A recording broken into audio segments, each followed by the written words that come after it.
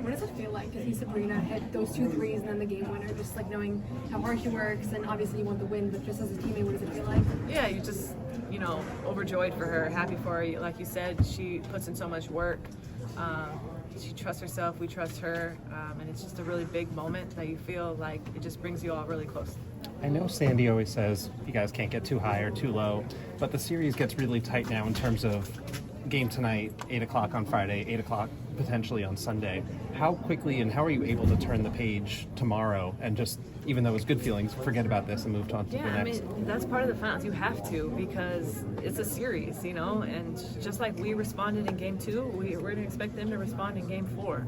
And like you said, you aren't champions until you win 3 games, and we're just not there yet. We couldn't win the championship tonight, so we still have more work to do. We put ourselves in a really good position, and we're happy about that, but our focus does not change. Steve, you've been in the spot before in Chicago. What's it take to close out a championship series? It takes another grind out game. It's going to be a battle. I always feel like game 4s are the hardest because it's most of the time it's an elimination game, for a team, and there's just this desperation that both teams are playing for.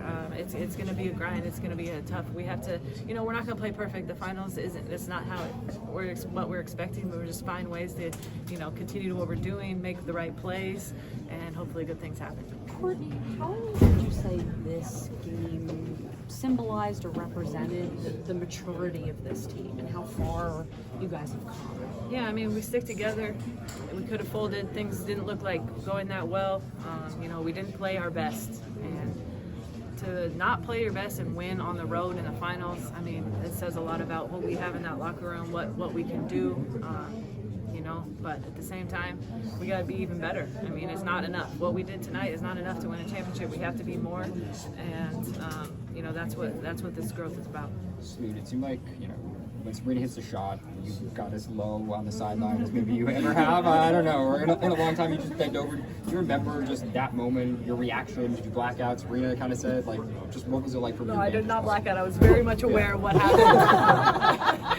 And yeah, just pumped, excited, impressed, because that's not an easy thing to do. Obviously, the shot is difficult, but at that time, everything, what's on the line, and I just so happy for her, because I just do see how much she puts into this, and it wasn't the easiest game for her. She played great, but it wasn't, the Sabrina that we're used to, and for her to make that play when we needed it the most, I enjoyed.